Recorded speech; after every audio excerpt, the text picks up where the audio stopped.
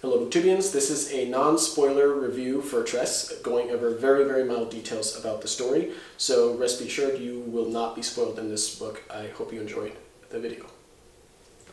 Hello Booktubians, I am Scribe, and I'm going to be talking about Tress of the Emerald Sea by Sanderson. This is Secret Project number 1, and I read it, I want to say, half a year ago.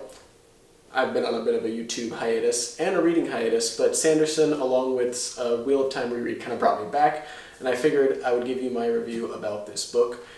So, this book, I did not expect it to be what it was. I actually didn't know what it was going to be.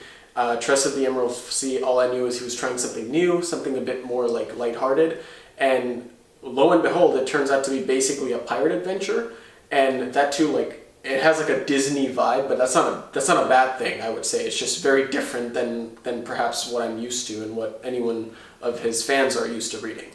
So my general thoughts are that this is one of the most unique magic systems, and probably one of the most unique worlds, because I guess the world is the magic system. And I'm going to be keeping it spoiler free, so this is very surface level stuff. But it basically follows a unlikely hero and kind of puts a spin on that trope, essentially, where Tress is a very down-to-earth person, and she isn't the kind of person that would, you know, slay dragons or charge an army or something like that. She's just a girl. And she's she has a very specific goal in mind, and that goal drives the entire book from start to finish. And I think I like that simple plot, because a lot of the time, if you've read any of the other Cosmere books, and this is in the Cosmere, of course, it's very world heavy, it's very political, there's a lot of moving pieces. So reading something, and even his other standalones like Elantris and Warbreaker, there's a lot of moving pieces happening, a lot of like gods and mythos and lore and ancient history, but this is very it's about this girl trying to do this one very specific thing. And I'm not saying it because, I mean, it's not that much of a spoiler, but I'm trying to get you the idea so you could go in blind, as blind as possible. So my general thoughts as well include the fact that this book has some really interesting action set pieces. And again, it all hinges on the fact that this world is that interesting. And again, I'm not going to go into too much detail, but there's a reason why it's called the Emerald Sea. It's not just called that because, you know, fantasy Sea of Swords or the Dark Sea. It's like, no, it is literally a green sea, and it is so interesting what the green sea does, or the Emerald Sea does. And there's other kinds of seas that he goes into, and that is, I mean, I've never been much of a naval kind of in a naval history or naval fantasy enjoyer. I like Pirates of the Caribbean, and that's about it. But this kind of gave me a joy that I didn't think I would get from a story on the sea, and that to a pirate adventure. So moving on to like the small nitpicks I have, and these are super small. Like I would give this book a 5 out of 5 because there's just not much to complain about, except for these two small things. One, since he's not used to writing this style, I think in a few lines, I feel like it shows. Like, he's trying this style, which I don't want to blame, I don't want to put fault on a guy that's trying to do something else, you know, get out of his comfort zone. And again, very small nitpick. It's like maybe 2 or 3 instances in the entire book that I can say that it genuinely pulled me out. But then I have to remember, like, I mean, I like to write myself, and when I try something new, it doesn't land. Like, let's just say, I'm not used to writing a certain way, and I try.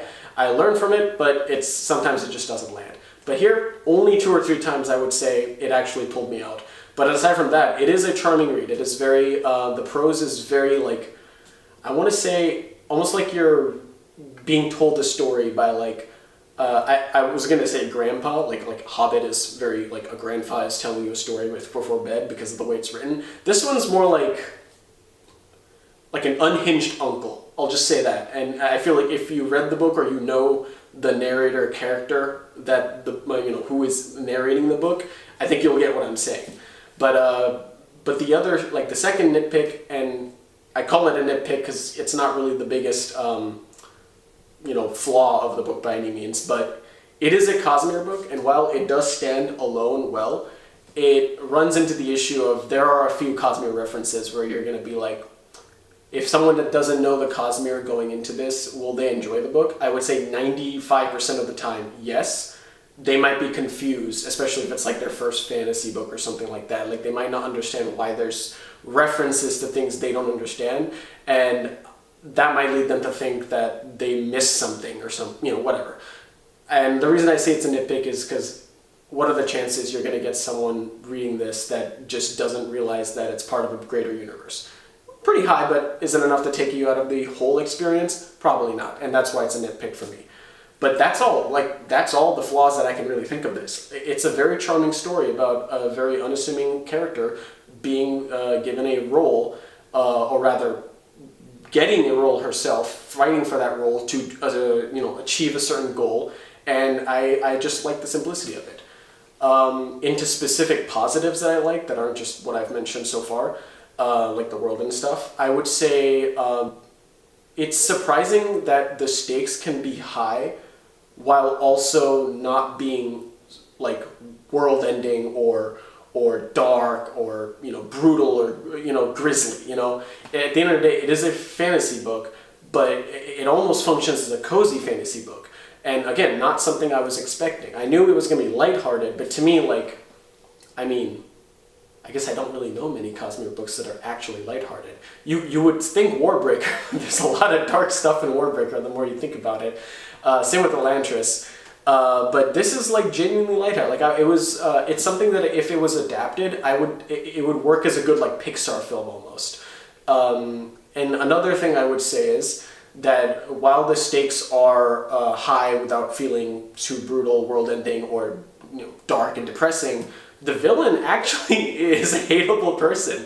And again, Disney villain-esque. You love to hate the villain. They're intimidating, and you wanna root for the good guys. There's I would say there's maybe half a dozen named side characters that all have little arcs, and they all kind of they all kind of neatly end by the time the story ends. So it is like a standalone. When the book ends, I don't feel like you want to see what happens next, other than just happily ever after, and that's what I kind of like about it as well. It's I can recommend this book to somebody if they want to read something lighthearted and they also want to get into fantasy. So that kind of takes me into my last section of this review, is who would I recommend this to? And there's many different kinds of readers, and I like to kind of, when giving a review, of, especially a non-spoiler review, I want to make sure people know which, if they fit into a certain category, would they like this book. So first off, Sanderson fans, yeah, obviously it's a Cosmere book. People are going to read this just for the lore relevancy on its own. I don't know how, I'm not a big Cosmere nerd in the sense that I can't just read a passage and know exactly what it's talking about. I need to kind of rely on the wiki or people that know it better than me. But it's a Cosmere book, so you're of course going to read it just to find out what the heck's going on, If you're a non-Cosmere reader and you want to get into the Cosmere, is this a good place to start? I would say yes, only because while there are few tie-ins here and there, they are quite literally, you could just think they're jokes that you don't understand, and you could keep reading. It's not going to ruin your experience. It might just pull you out a couple times. So yes, I would recommend this to someone that has never read the Cosmere and wants a non-committal taste, a single book taste that isn't just Elantris or Warbreaker, which is the usual recommendations to get into the Cosmere as a whole. If someone is not a fantasy reader and they just pick this up because it looks cool, it does look really pretty. But I would say, yeah, even they would like this. In fact, I would assume that somebody that doesn't read fantasy and maybe reads, just general fiction or literary fiction or maybe even romance. Romance is not a big theme, but it's a theme, I guess, but not in the way, it's not a romance book, So, but I would say they like it only because it is very clear-cut. This is the plot, this is the character, this is what she wants, this is the fail state, these are the stakes, and the magic. I would say it's not the kind of things you would expect to see in a movie, fireball, magic sword here and there. but it has just enough comfort, food tropes, I guess, for lack of a better term. In fact, it makes fun of a lot of tropes at the same time that even if you don't read fantasy or watch fantasy movies, I feel like you're just aware of. And I think that's also something that a non-fantasy reader might even relate to in a way. Like, oh yeah, that is a little weird, that's why I don't read it. But also this book makes fun of that, so it's a little self-aware. And it's cozy. So I would definitely recommend it to someone that never read fantasy. But that's sort of my general non-spoiler review about Tress, and I really hope you picked this up and enjoyed as much as I did. It definitely, for all the secret projects, I read this one first. It set up a high bar, and hopefully if I make a Yumi review and such, you will find out that Yumi exceeded that bar, and I can't wait to talk about it. But that is Tress of the Emerald Sea by Brandon Sanderson. 5 out of 5 for me.